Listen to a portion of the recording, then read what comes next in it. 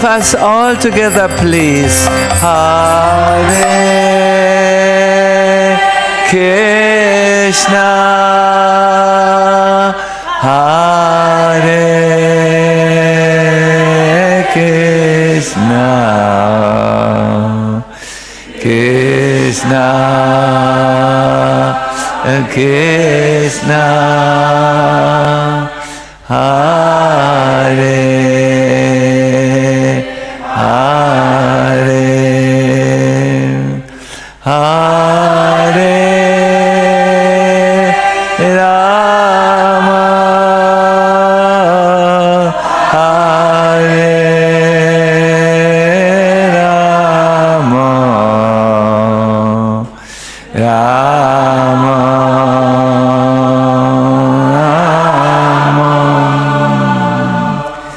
Hare. One more time, please. Hare Krishna, Hare Krishna, Krishna Krishna, Hare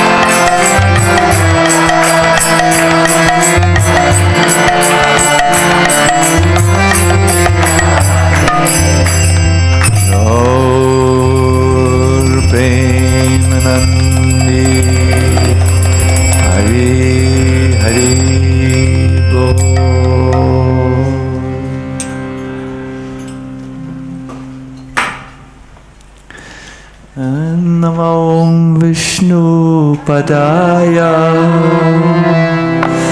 Krishna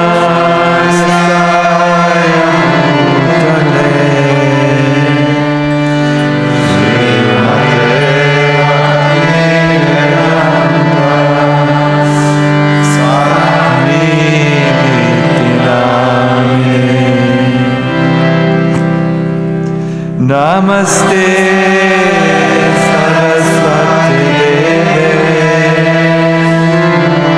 Gauravani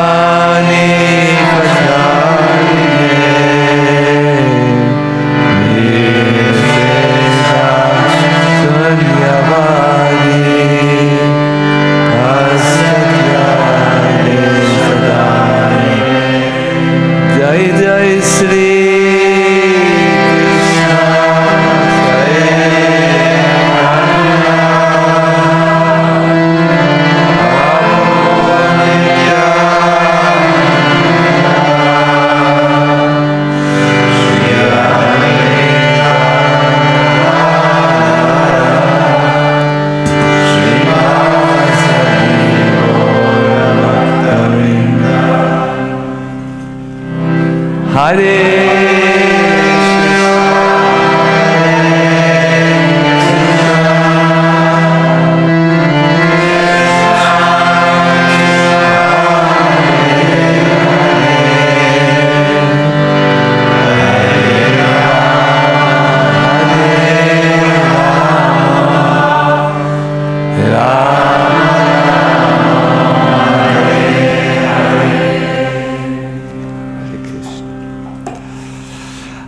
like to greet all of you affectionately for this second part of my little seminar where I talk about the 5 pillars on which Chaitanya Mahaprabhu's Bhakti is working. But I want to frame it a little bit so that it becomes very understandable. I will again sorry, there's something. Hare Krishna. I see a garland is coming. Thank you very much. Is das eine Bharati garland? Yeah. This is the real Bharati garland.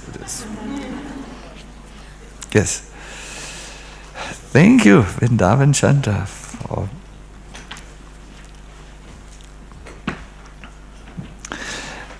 today I will talk about the third principle of Chaitanya Mahaprabhu, that is that the most pleasing form of Krishna's worship is the way the gopis do it, the path of the gopis. This is a very exalted subject matter, and I would like to first of all clarify how this is useful to us on our level. Let me just see. There is this verse. Let us chant it again. I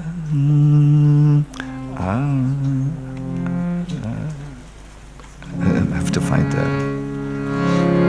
Aradyo Bhagavan Brajesha Tanayas Tatama Vrindavanam. Say it. Aradyo Bhagavan Brajesha Tanayas Tatama Vrindavanam. Ramya Kachidupasana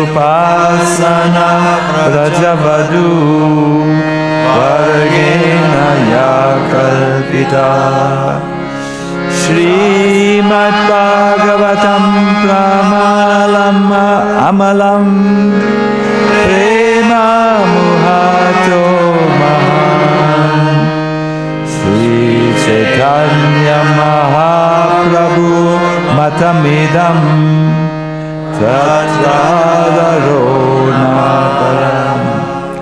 It is the conclusive opinion of Lord Chaitanya that the most worshipable form of the Lord is that of Sri Krishna, the son of Nanda Maharaj.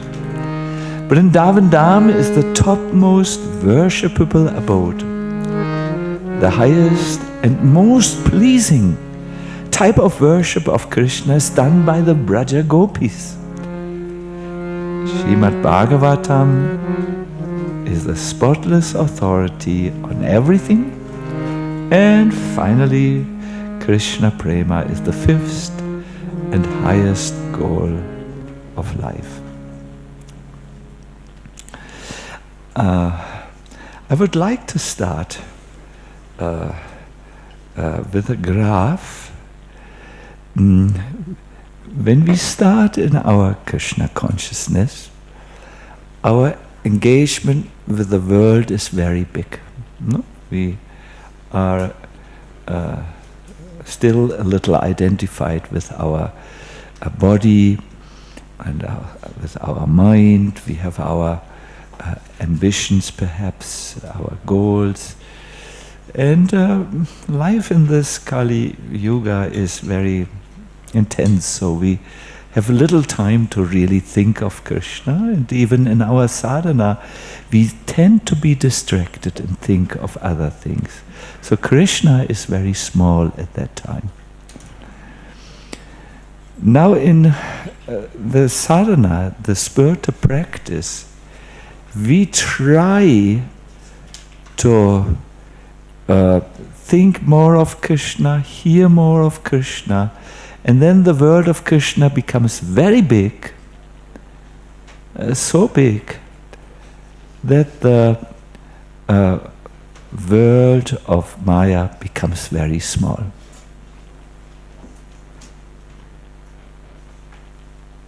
Look at this stick. Is there any way you can make it shorter without any physical manipulation? Like, for instance, cutting, sawing it, or doing what I usually like to do, use magic and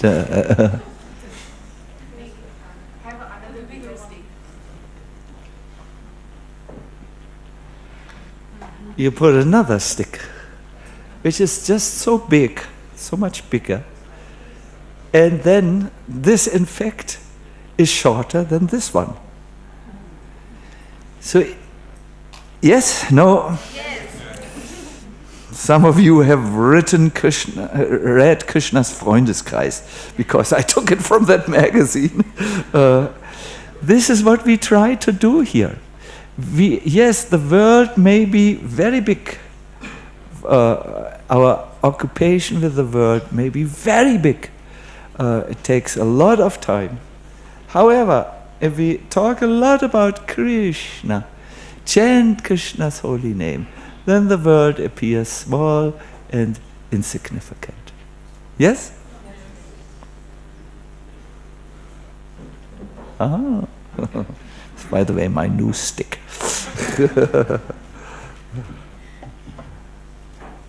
So this is what we try to do. But in order to make Krishna's world big, there are two things we have to learn.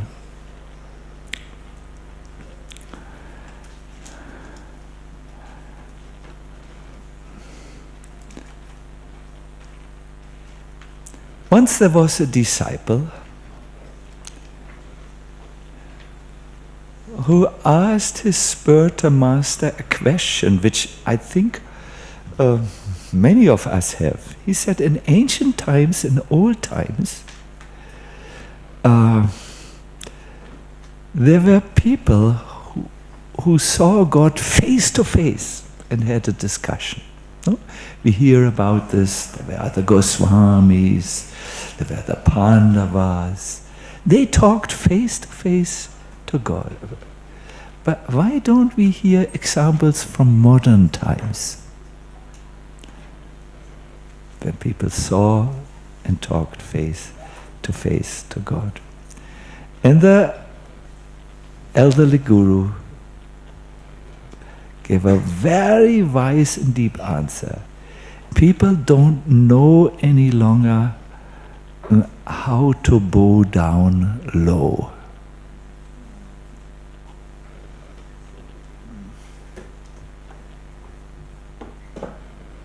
Only the person who bows down low to the Lord in a feeling of real dainyam, he can make Krishna bigger than himself. No? And he will compare his life with that of, he will talk to Krishna and see, oh Krishna, you're so wonderful. Oh, I'm so small. Only then you become small, when you know how to bow down before Krishna. And today we will enter into not bowing down to Krishna. I mean, we will bow down to Krishna, of course, but we will see Krishna's most closest devotees. Krishnadas Kaviraj Goswami speaks about them. He says, when these devotees put cosmetics on their body, calm their heart, their hair, they think only that they do this only to give pleasure to Krishna. The most devoted, selfless devotees of the Lord are the gopis of Vrindavan. And we will hear about this a little. We will hear about them, but we will try to bow down humbly for them.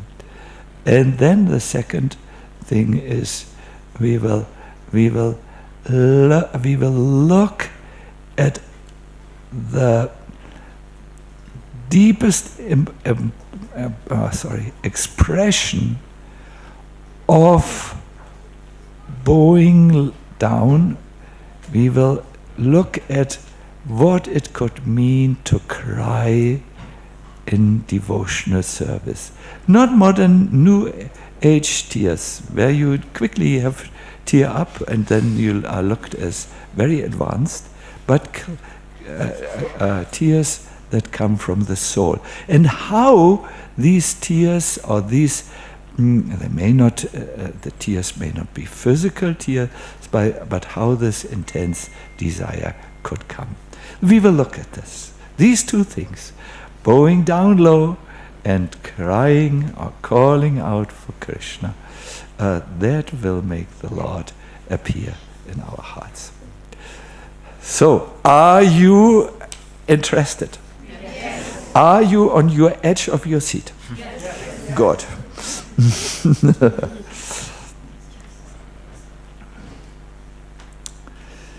My dear devotees, in Jiva Goswami's writing, we find that there are 4 types of devotees, and these 4 types of devotees, that was one thing I forgot. My dear devotees, and as we bow down to the gopis, and as we are crying for Krishna's for mercy, we will remember the Krishna Chuda flower. I will show you a photo of the Krishna Chuda flower. Remember, the Krishna Chuda flower is an analogy for us. The Krishna Chuda flower had no fragrance, and it was born from where? A thorn bush. And it decided to commit suicide by throwing itself before the lotus feet of Krishna. But who saw the Krishna Chuda flower? Radharani. And she could see, this is so intense.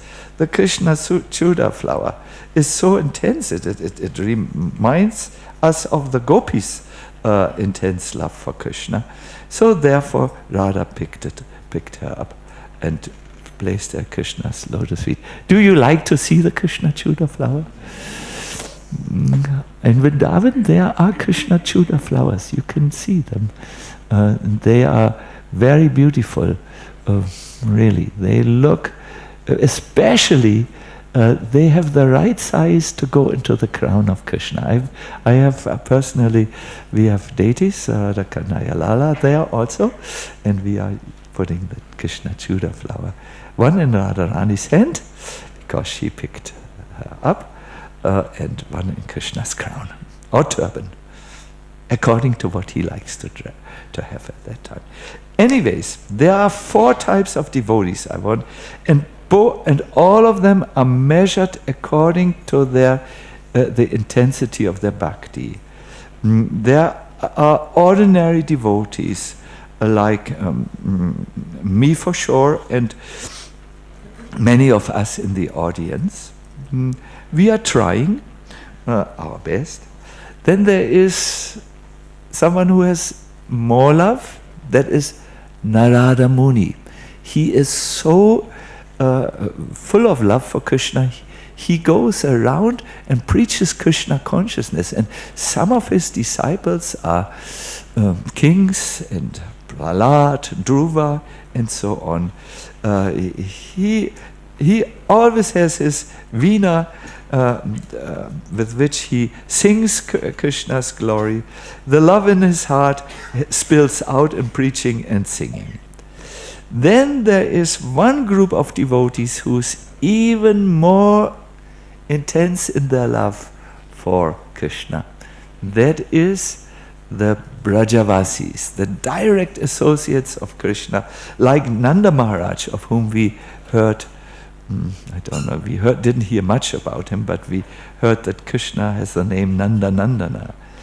But the 4th group of devotees, which I wish to express or talk about, are the Vraja gopis, the gopis who Krishna calls for the rasa dance and spends a night of Brahma with them, his personal associates.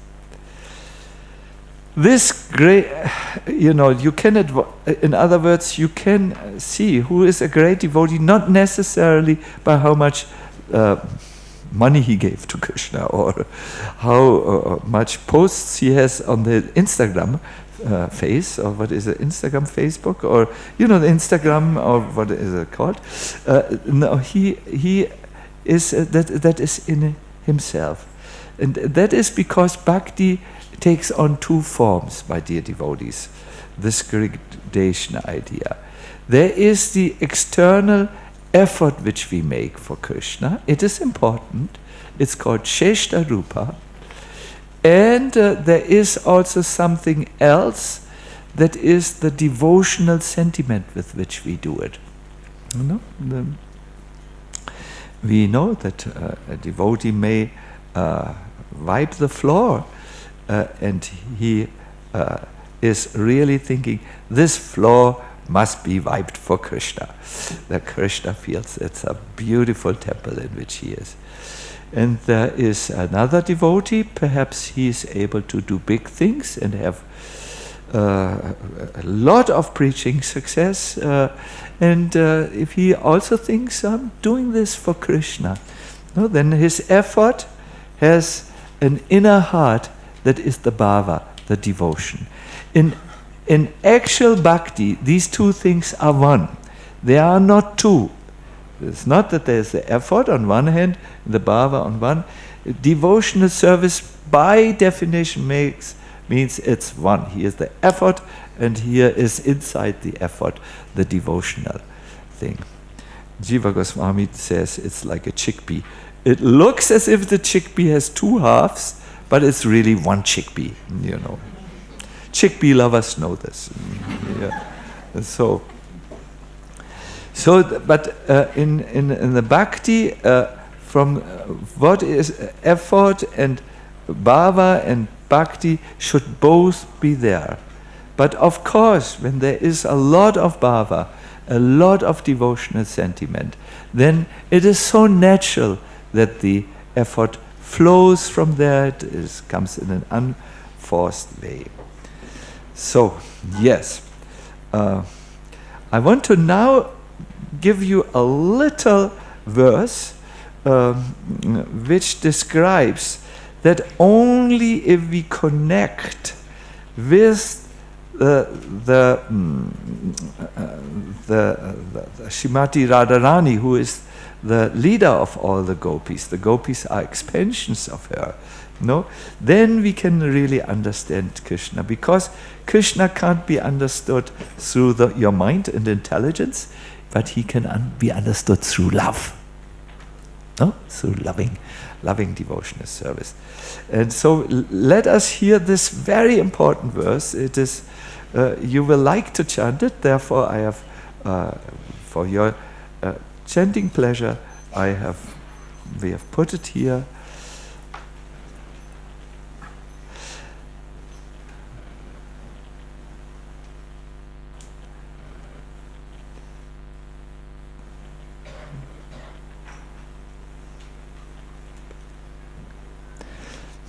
I only know this melody at the moment. Anaradhya radha padambujarenum. Anaradhya radha padambujarenum. Anashrita vrindatavim tatpadankam. Anashrita vrindatavim tatpadankam. Asambhashya tadbhava gambhira chitan. Asambhashya tadbhava gambhira chitan. Kuta shama sindhu rasasya vaga. Kuta shama sindhu rasasya vaga. Sorry, it's not such a little. Next time it will be better. So, Krishna generally can be understood only in two ways. You must know the tattva, the philosophical truth about him, and in our movement we are very good in giving lectures about this. But then you must add the color, the raga or the rasa to it, the deep devotional emotions.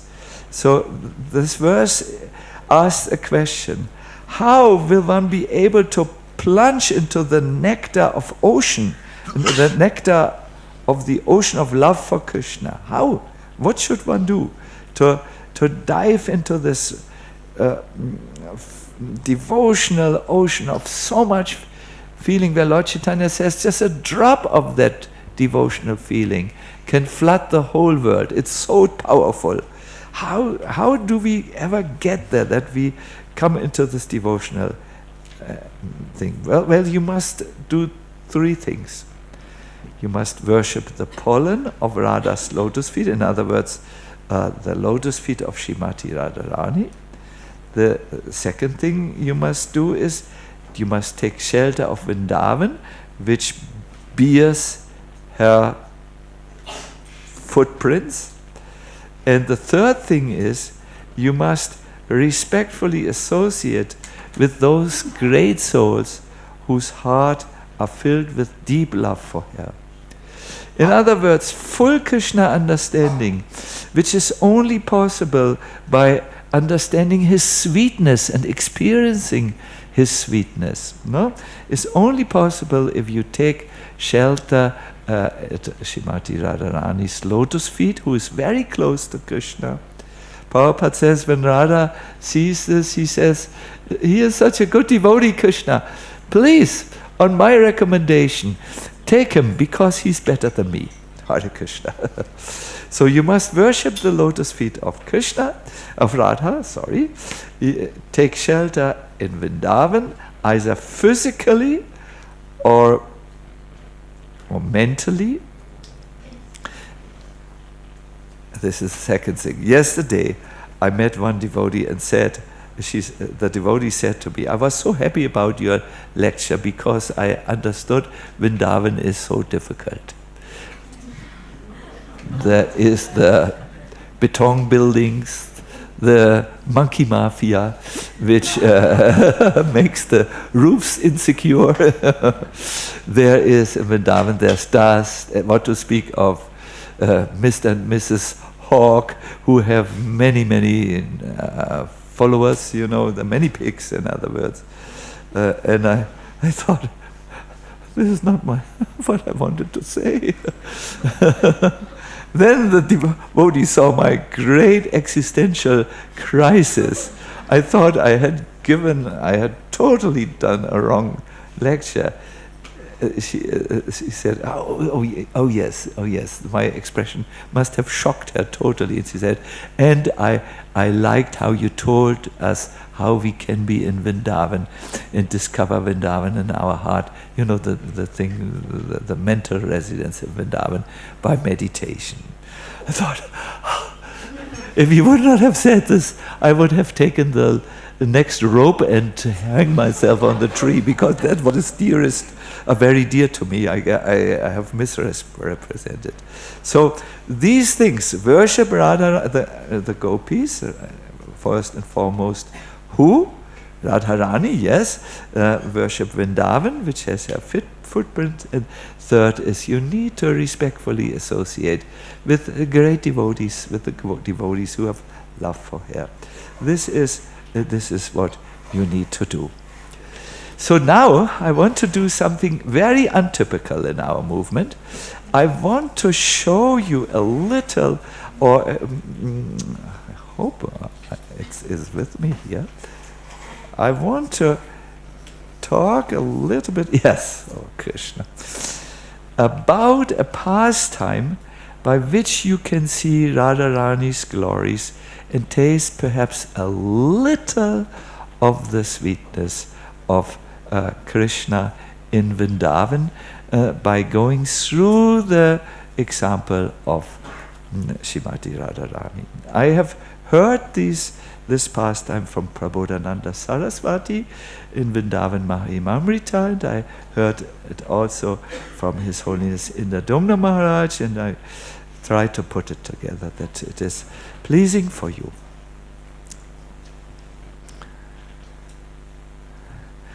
Radha Rani ki jai, Maharani ki jai. Radha Rani ki jai, Maharani ki jai.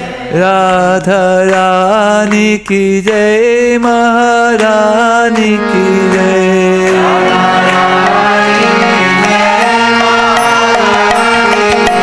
Radha Rani ki jai, Maharani ki jai.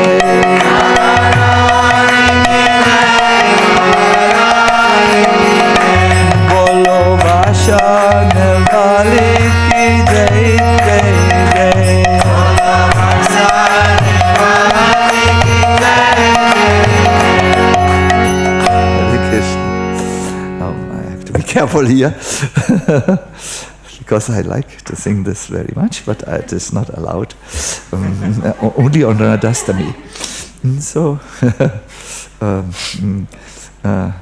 one day, the pastime goes, Srimati Radharani was sitting in her chambers in Vashana, and she played upon her veena. She felt so much separation from Krishna as she had not seen him for some time, that she began to contemplate, where does Krishna appear? And she remembered, Krishna appears where? In the land of Vrindavan. Yes, he's in Vrindavan. He doesn't move a step out of Vrindavan. So with her veena, being the greatest instrumentalist, you could say, she made one sound that sounded like the cuckoo in the forest of Vrindavan. But that was not a complete forest scene. Then she made another sound that that sounded like the call of the peacocks. Kika, kika. Then she made a strong sound, which sounded like the roar of a lion. Hare Krishna. Lions are there in Vrindavan, but they roar out of love, you know. The other sound, she wanted to have a full representation of the forest of Vrindavan, sounded like the serpent moving through the grass. Be careful when you see the grass moving and you don't see who moved the grass. Yes. And then she thought of deeper notes that sounded like the gentle swaying of the great Kalpabriksha trees of Vrindavan. Then she made very high notes that sounded like the waves of the Yamuna. And it was when she is Radharani, the best of instrumentalists and poets. It sounded as if the whole forest of Vrindavan had entered her chambers. The birds who were outside in the trees and making their sounds became still, in absolute reverence about Radharani's sound orchestra. And they all listened very carefully, like munis, to the beautiful sound of Srimati Radharani's veena. Now, what, as Radharani played this, she went into a trance of meditation about Krishna. When Krishna appears in front of the devotee, the devotee will first realize one of two aspects of Krishna. Either his beautiful fragrance, which wafts through the forest, being carried by a kind breeze, or he will hear, or she will hear, the sound of Krishna approaching. Mostly the flute Krishna plays on his flute. He is dancing and he watches his feet as they dance and make the rhythm with what is on his feet that could make the rhythm? The ankle bells, yes.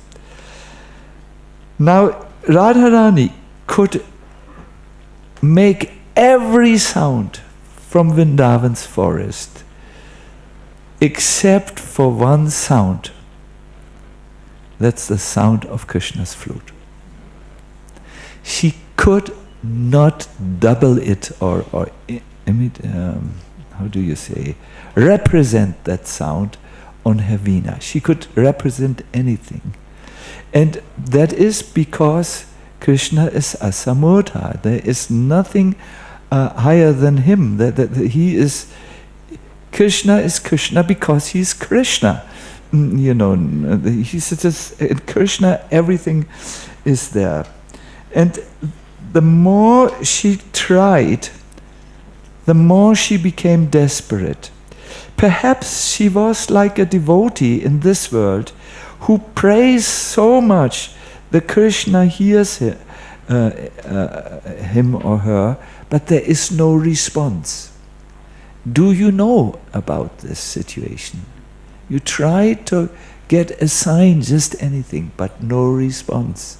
There's a good movie about this.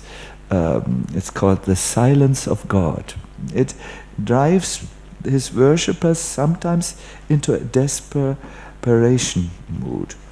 And she cried out loud, "My life is useless." Only those who can remain with those they love have a successful life. Those who are separated from those they love have a most unfortunate life. And because I'm separated from Krishna,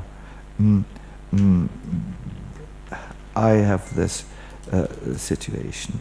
She began to cry.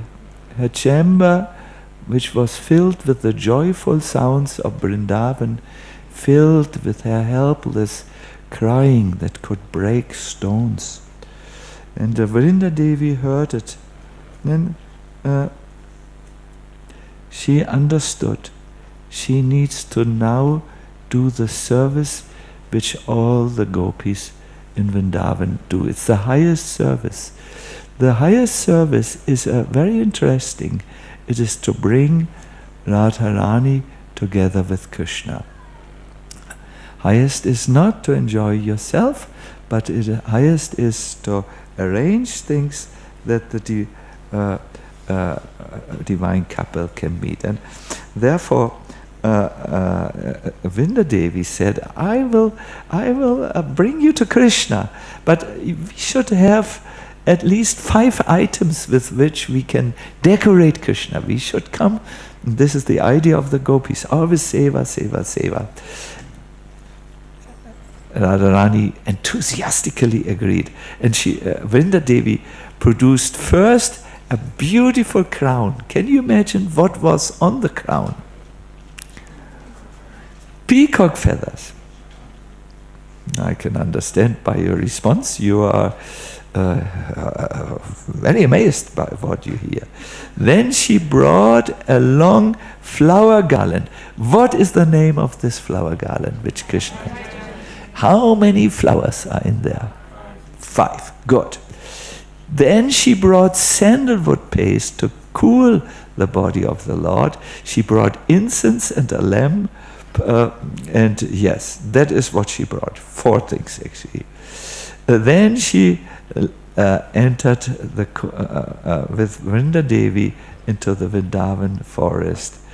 And she walked for long. And she began to call for Krishna.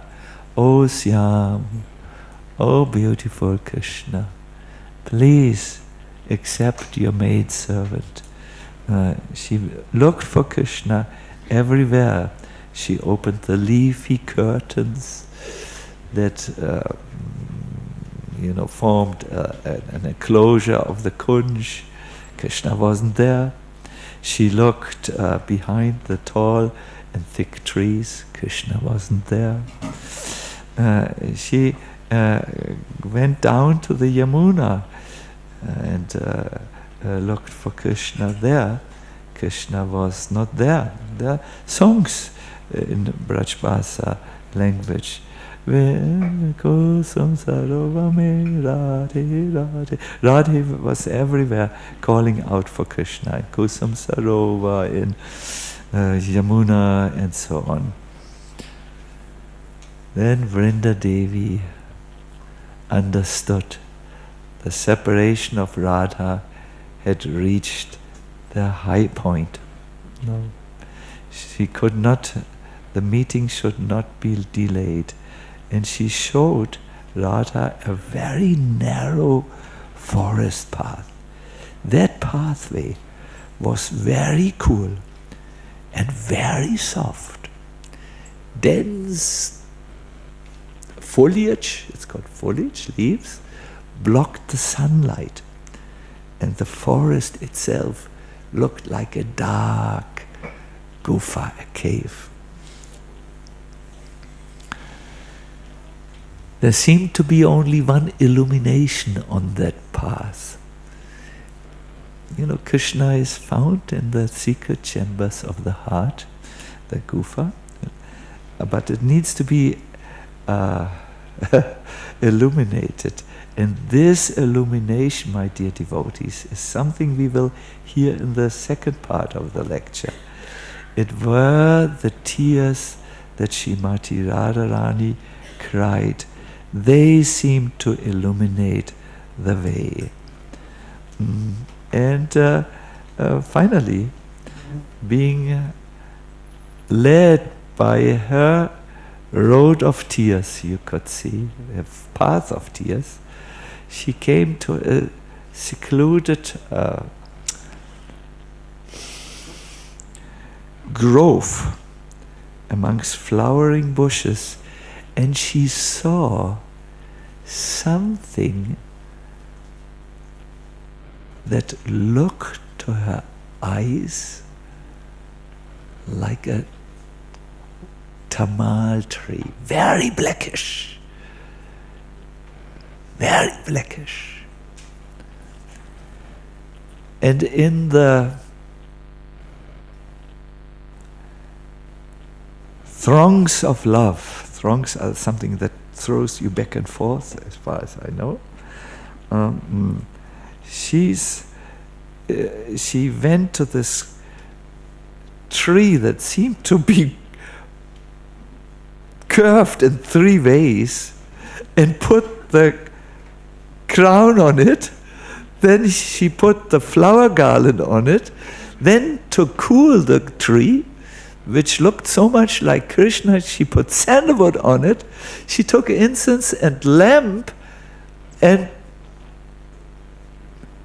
prayed, "Oh Krishna," through her tears. "Oh beloved of Gokul," I read this to you. "Oh life of my eyes, you are here. And I've been searching for you everywhere. O Lord of my heart, please accept this gift." Now, all of a sudden, the tree began to embrace her. What? And very shyly, she went into the back. And she had not noticed that the tree was not a tree.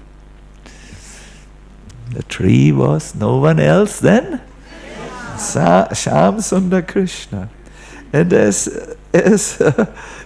Radharani was in the distance, Krishna took his flute and played that one sound that Radha could not make.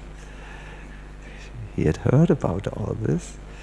He played the fifth note upon his flute, And as Radha heard this enchanting sound of Krishna's flute, who had now responded to her a little delayed when she tried to find Krishna by making her Veena sounds, no?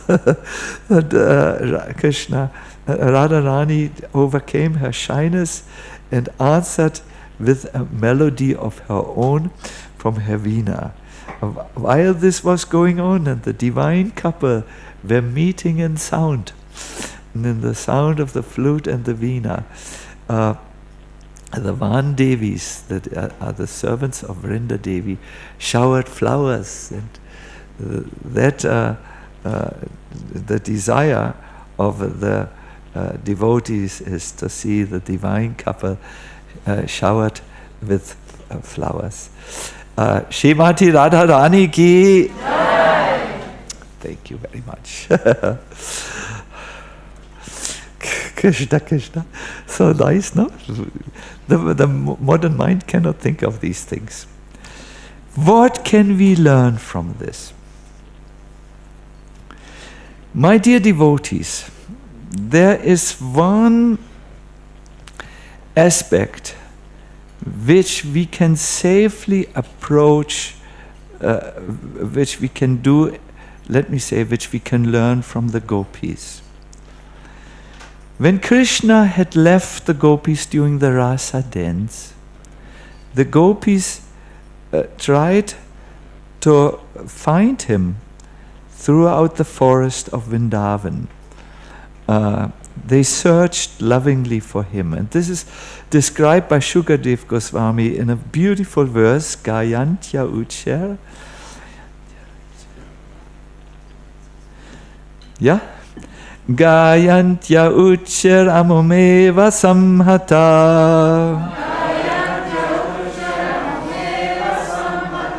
Vichikshu unmatakalvat vanat vanam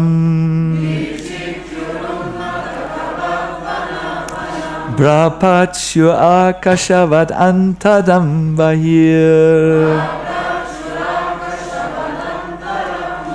Bhuteshu santam purusham vanaspatim. Singing loudly of Krishna. Wow. Singing loudly of Krishna. They did kirtan. They searched for him throughout the Vrindavan forest like a band of mad woman. They even asked, listen to this, the trees about him, Triji. My dear Triji, have you seen Krishna? They asked for him who is the super soul, who is present inside and outside of all created beings, just like the sky. Krishna is everywhere. So they could understand that he must be also around the trees, and therefore they asked him. But finally, the gopis couldn't find Krishna. They had sung the whole Gopi Gita, which in the Krishna Balaram temple we like to sing every day at the month of Kartik. But Krishna had not chosen to appear.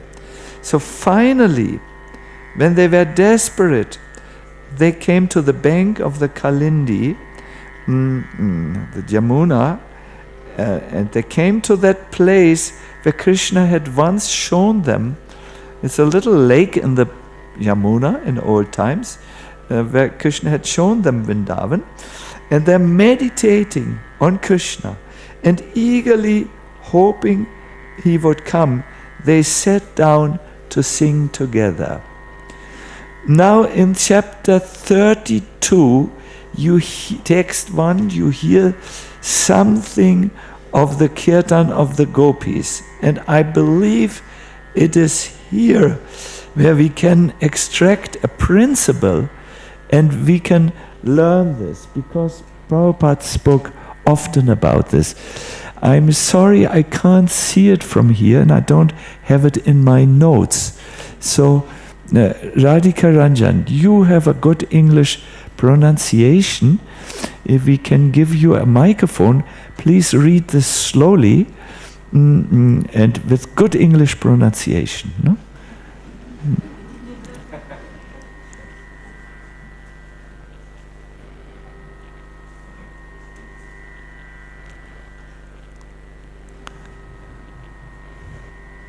It's now the kirtan of the gopis, no?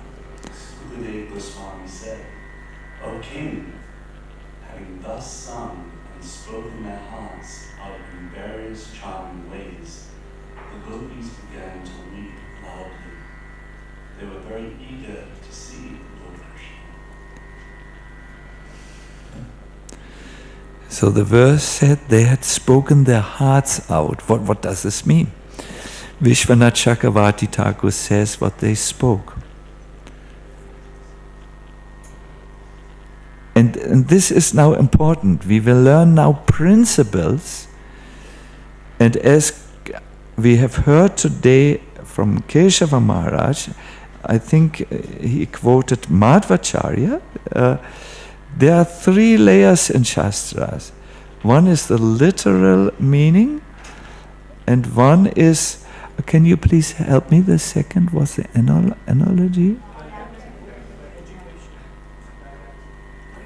Didactical. What can we learn? And then is the metaphorical. No? So the question is, now Vishwanath Chakravarti Thakur will give a comment, and Sanskrit commentaries, if they are done according to the rule, they always have to explain the text. So what does it mean that the gopis sang and spoke, and later what does it mean that they sung? And you will hear he takes the didactical approach. What can we learn? So this is what they say. Now this is something for you, no? Alas, alas, o vaya, o ve. These are all alas, alas. Wherever we go to find Krishna,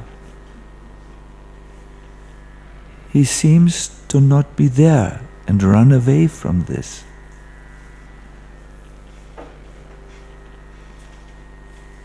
Why should we trouble ourselves needlessly by walking around in the forest? He always runs away from us. And from this we conclude, without Krishna's wish, we can never attain him. As it is stated in the Katha Upanishad, Yam evaisha vrinute tena labhya. Krishna reveals himself only to that person whom he himself chooses. So let's stop here. The gopis, on their own efforts, try to find him. They realize their efforts are never enough. Krishna reveals himself only to someone he chooses. But is there anything, the gopis, they are very eager to see Krishna, which we could do that may be influencing Krishna's choice to show us mercy? And they come to this conclusion. In other words, only by Krishna's mercy can we see him. Now, by chanting his name, we will surely attain that mercy of Krishna. They think, let's do kirtan.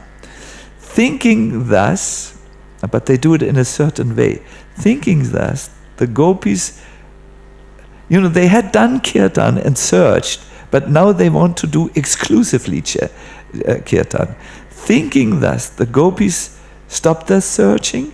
They returned to the bank of the Yamuna, where they had previously associated with Krishna. There they engaged in singing and meditating about Krishna.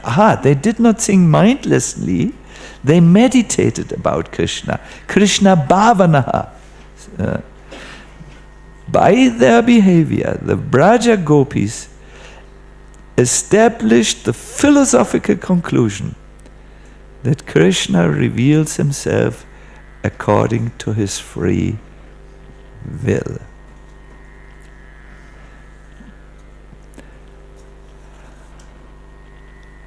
However, there is something that influences Krishna's heart. It is said the gopis were also weeping. Is that there in the text? They were weeping, they were crying. Have you heard from the nectar of devotion that the only price to get Krishna is his tears? Have you heard? No, no. Do you believe me that I'm quoting properly if you have not heard? Yes. Srila Prabhupada said this chanting should be mindlessly done. Oh, sorry. This chanting is exactly like the genuine cry of a child for its mother's presence. And in Chaitanya Bhagavat, we hear the secret of Bhakti Yoga. I only know the first line, but you can in Sanskrit. So Bhakti Yoga, Bhakti Yoga, Bhakti Yoga Dana. It means the treasure of Bhakti Yoga in practice, and the Bhakti Yoga with rasa, with taste, in perfection. That is done by one thing. And here I only know the English. To chant the holy name while crying for Krishna. Now this promises to get intense. Let us get some more proofs, because this is now... There is a book that describes to you confidential discussions between Arjuna and Krishna. They cover many, many very confidential subjects, who is a real devotee, and so on. The book is called the Adi Purana.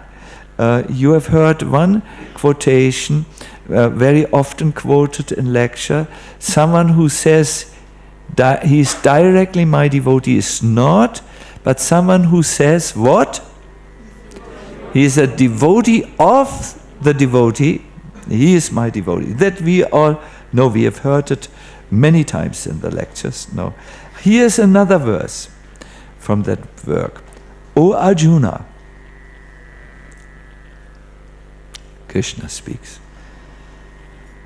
Now listen very carefully to what is in my heart.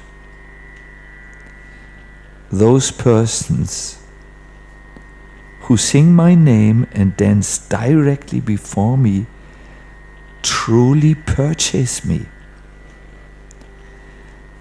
Don't be surprised by what I tell you now. Truthfully, those who sing my names and cry tears of longing, they cry tears, they purchase me, Janardana, completely. Janardana is a name of Krishna that refers to the Lord who sits in the hearts of all janas, all living beings. Arjuna, except for these devotees who sing longingly my name and cry while they do this, no one else can purchase me. And we heard about this from the prime example, the gopis, and the leader of all the gopis, Srimati Radharani. No, this is very, very. This is a quotation there. There are many other quotations. So many other quotations. Prabhupada said Sri Chaitanya Mahaprabhu taught us that we should simply cry and pray that the Lord accepts us. We should simply cry and pray that the Lord accepts us. Now I would like to ask you a question. This is crying for Krishna, that's a little beyond most of us. Let us ask a question. Do you remember when you last cried? Mataji's, no problem, Maharaj. We know all the answers in your... Now the question to the men.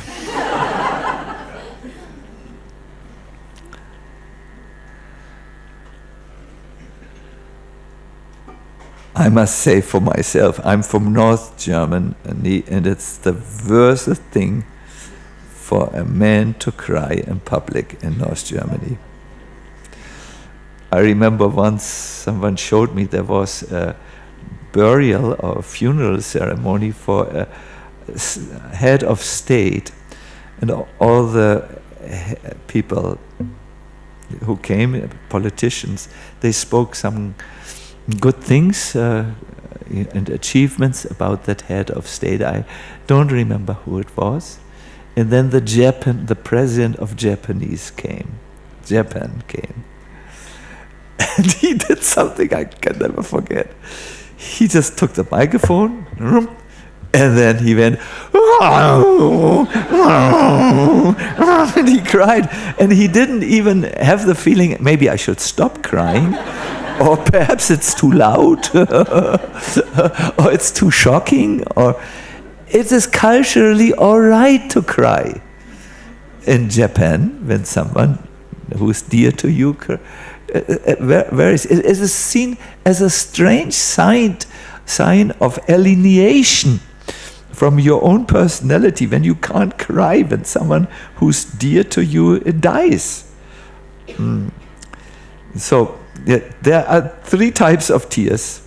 Tears of the body, that's when you are in pain or in some discomfort. Maybe people say bad things about you, your internet attendance goes down, and so on. Well, this already goes a little into the pain of the mind. The second pain is pain of the mind.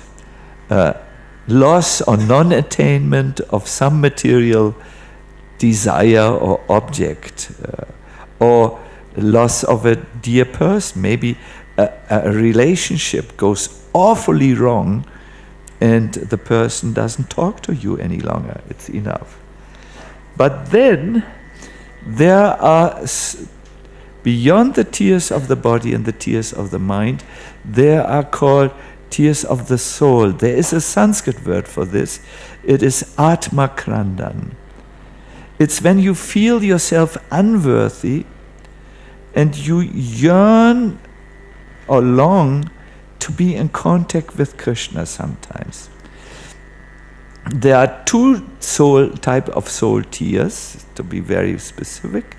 It's those who have not yet attained Krishna prema. They think themselves usually not unworthy. They think themselves to be very worthy.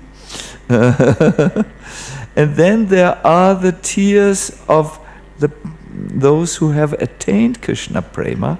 It's one of the 8 symptoms of the Ashta Bhavas. That is the trembling, tears, horripilation, and fear. And there are tears, spiritual tears, which sadhakas in this world can access. These tears, spiritual, are when you actually feel on your heart the weight of your own unworthiness. It's a heavy weight. I have tried many things, Again, I have caught myself in this unworthy activity or unworthy thought. I feel myself unworthy, and as you enter this, you are not shy to lay out your heart, in English you say, to lay out your heart bare, it is bare, before those you feel can help you.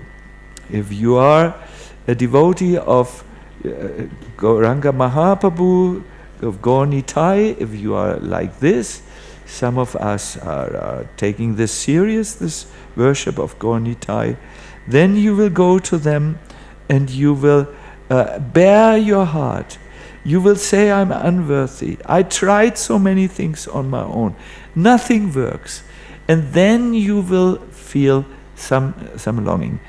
There is a verse by Narottam Das Thakur, a song, Gauranga bolite habe pulaka sharira Hari Hari bolite noyane mabeniya. When will the time come, asked Narottam, when torrents of tears pour from my eyes simply by uttering Gauranga? No, he's saying, Gauranga, I'm useless. I'm useless. Please help me. My dear devotees, as long as pride and duplicity, I'm a great devotee, have occupied and rule your heart, it is not possible for you to have these type of tears. It is when deep self-assessment of your spiritual state.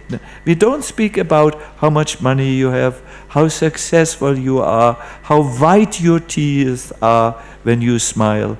We don't talk about these external things. We talk about the spiritual position.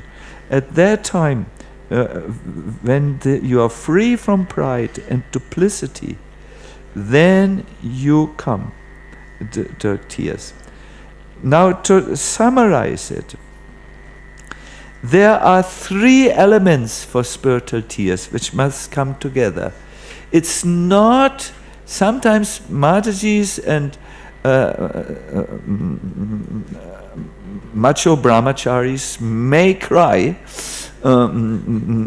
because they couldn't attain the other partner, or so on. This is not what we are talking about.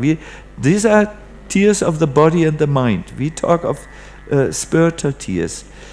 There must be 3 elements. Listen carefully. This might help you. You have to see that a sense of your own unworthiness comes to you. In our Sampradaya, this is very, very important. Bhaktisiddhanta Saraswati Thakur described or prescribed for his followers a sadhana,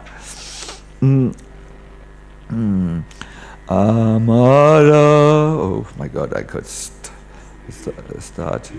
I have it here. Amara Jivan Sadhya Paperate Nahiko Punyedalesh. Prabhupada, he said, my Guru Maharaj said, every morning we have to beat our mind, with a broom. What does this mean? When I was young, I took a broom and said, good sadhana. I know I'm a little dumb, and I was very dumb. It means to sing this song. Write it down. Amara, new word, Jivana, like you hear it, Sada, Papa, Rati. It's the honest confession of one's own helplessness in spiritual matters. It says, it is something, Amaraji, I'm a soul, but my life has been given to the wrong things. And then he describes, I'm after prestige, I'm after being honored, I do things to attain my ends that are not good, and so on. It's a long list, and so on. And that, when you hear that list, you will say, that's me, how did he know? And so on. It's I found it here in my notes. It's in page 155 in this book. My life is given to the wrong things. There is not a particle of real good things. I have caused others great anxieties. I've given them trouble. For the sake of my own pleasure, I have never hesitated to perform anything and everything. I'm devoid of all compassion. Yes, and he speaks about something which I guess many of us feel. When you hear about the successes of others, you go, why not me? When you hear about the illness and so on, he got what he deserved. You're happy about the pain of others and unhappy about their joys. No, he goes into, Carl Gustav Jung could not have described it better. So first of all, be real. Sense of unachievement should be there. And then the second element is that you should think about the boundless magnanimity of your Ishta, of the Lord whom you worship. That, okay, Krishna, I'm like this, but you are so merciful.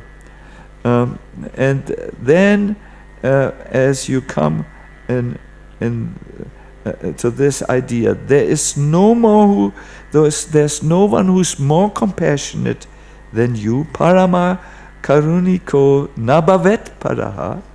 And there's no one more wretched and fallen than me. Parama sochatamo nachamat paraha.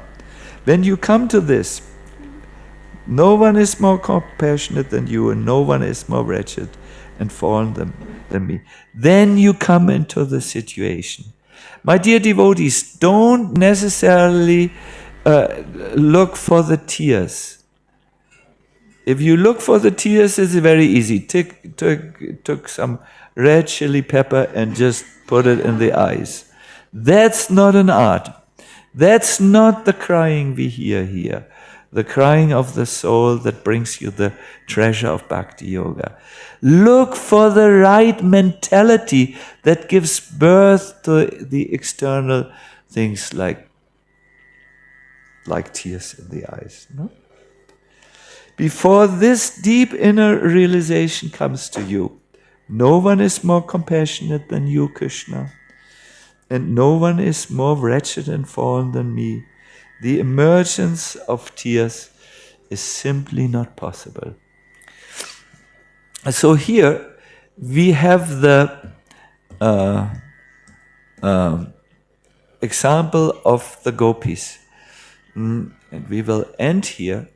The example of the gopis is that they search for Krishna while singing his names with a feeling of genuine longing. And it is this genuine longing that gives birth to their rudanti, their crying. So this is also the teachings of Mahaprabhu. The most realistic way in which a sadhaka can make contact with Krishna is to chant his holy name with a feeling of longing that I wish to attain him. And that feeling of longing comes when you bring these two things together. think about the greatness and magnanimity. Those who know English will laugh about me. The great compassion of the Lord. Think on this. And the other is think about where am I in comparison? No? Where am I in comparison? Electricity needs positive and negative current, and if they are charged, then a flash comes. In the same way, my dear devotees, your realization in Krishna consciousness comes positively, thinking about Krishna's magnanimity, greatness, kindness, compassion, and your own being real with you, breaking the thick crusts of pride and deceit from your heart, and then that proper mood and discharge comes. That's the teaching of the gopis. That's how they chanted. The next verse describes when Krishna heard them chanting like this at the banks of the Yamuna with deep longing in their eyes. He appeared before them. He carried the same garland which the gopis had given him, and he had taken the chadar a little bit to the side so that it was visible. Here, I'm having your garland. I have not forgotten you. See? He smiled a little because he had given them pain, and he wanted to lighten their mood now, and he told some deep things to them. He said, listen, oh beautiful gopis who don't understand my intentions, I sometimes keep myself distant from my devotees who yearn for me because I want to increase their longing. No? This is the way how to get Krishna. So, sit down.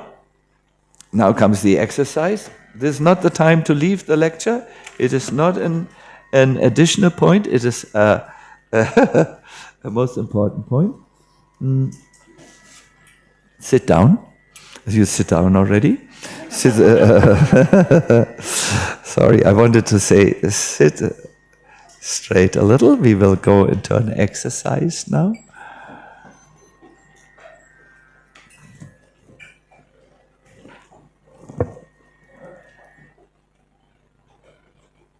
Yes. So we heard something. No one is more compassionate than you, Krishna. You saved Gajendra when he called for you, and he even didn't really know so much about you. He just called for the Supreme, and you came. You came to Ajamil. He also was quite unconscious. He sang the name of his son. You came to Draupadi, and you came to that newcomer who went to the Radhadesh Kirtan mellows and who was singing perhaps the first time. And when I looked at Madhurika's Instagram and Radhika's Instagram, Radhika Ranjan's Instagram, I saw also brand new people in the audience who were very moved. I saw even some tears. You can see on Instagram, no? On computer, you can see with your own eyes. You are not far. You are only far if I choose to be far away from you. No one is more compassionate than you. And although I'm so long on this process, I must admit, I'm not yet as realized as I could be. I'm a little wretched, I'm a little fallen. And you just, without artificiality, you just bring these two poles and you sing.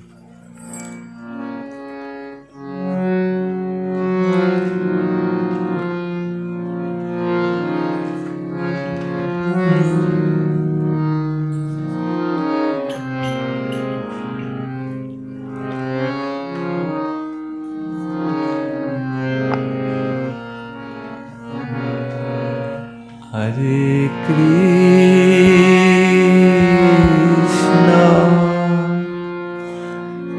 Hare Krishna, Krishna Krishna,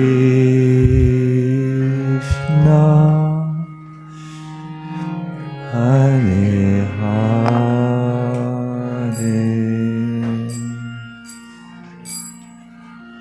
Hare Rama, Hare Rama, Rama Rama, Hare Hare, Hare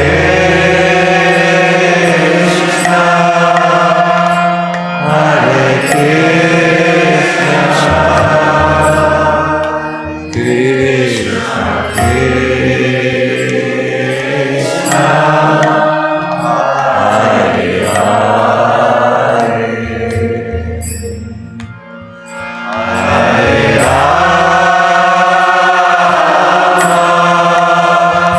Hare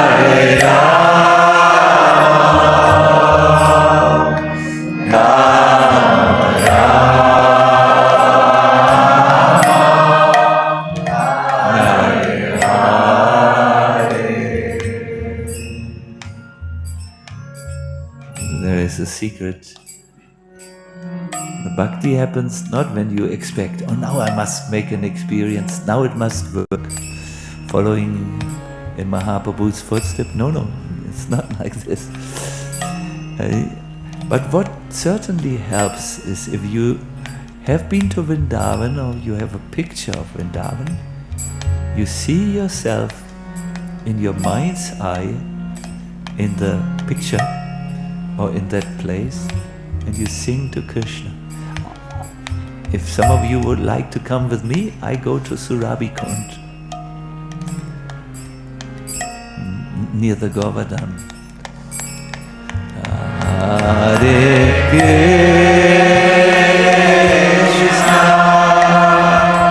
Hare Krishna, Krishna Krishna, Hare Hare, Hare Rama, Hare Rama, Rama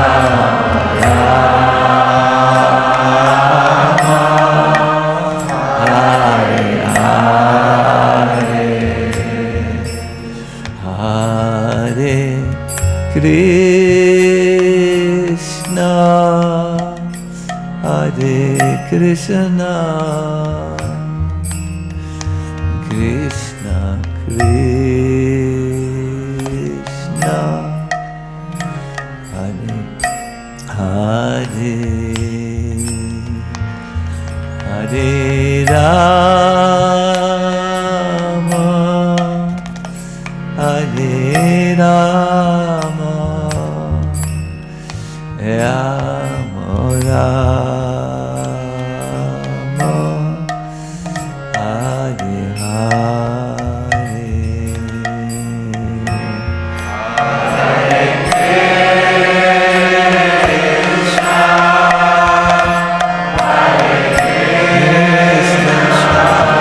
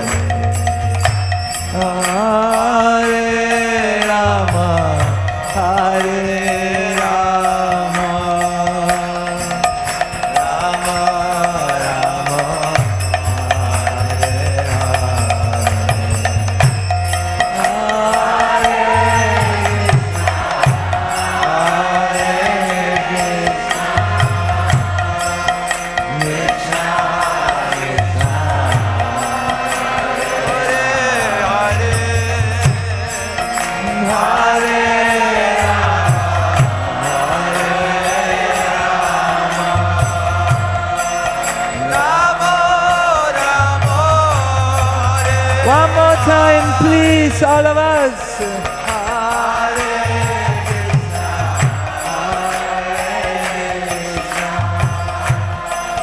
Krishna Krishna, Hare Hare,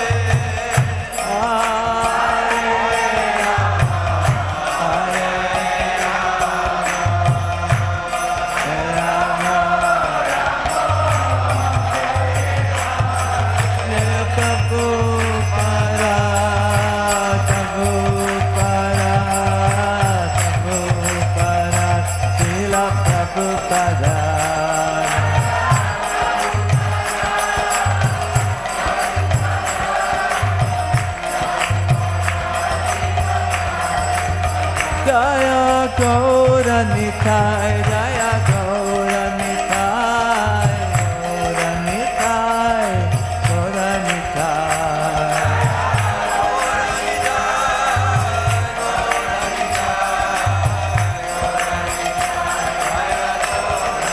Jaya Radha Sama Sundar, Radha Sama Sundar, Radha Sama Sundar, Sri Radha.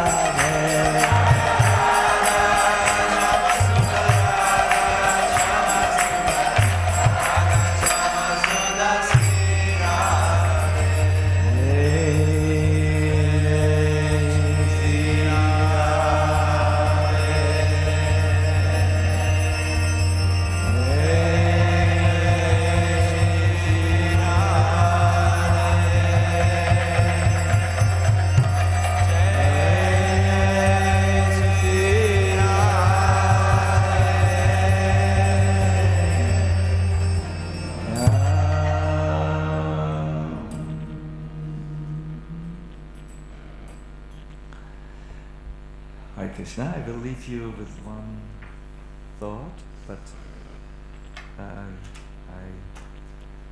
thank you very much for participating and singing.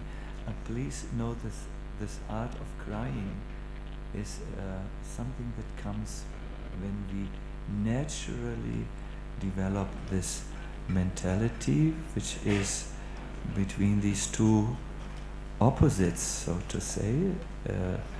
We remember the magnanimity, please someone say in English the word?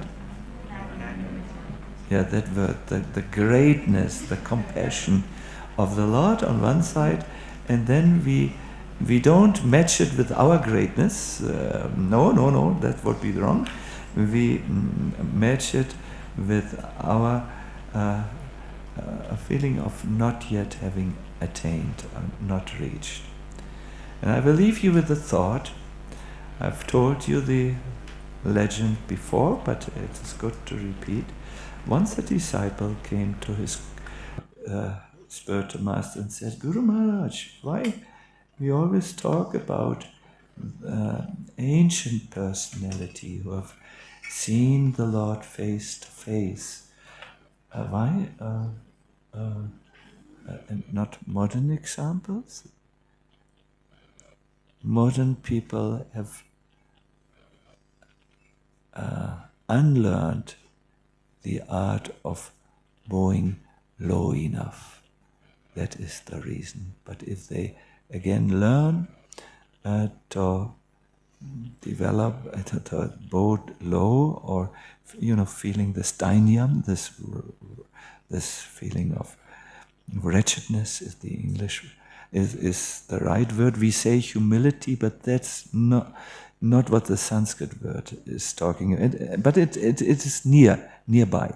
No, if they can develop this, then also they will see the Lord face to face as they chant His holy name. I thank you very much. Hare Krishna, something to think about, and I will end here. I have gone over time. Please forgive me. It is not possible for me to take any questions at this moment, but I have tried to speak very, very clear. There is Madan Mohan is there. We have brought Mahaprasadam from Radha Madan Mohan. And everything, all the best things are here. Dates with marzipan, baked over almonds, all directly from the plate of God. So Madan Mohan will be outside, will be there where the gate is, the door, and you can collect your personal piece of sweet Mahaprasad.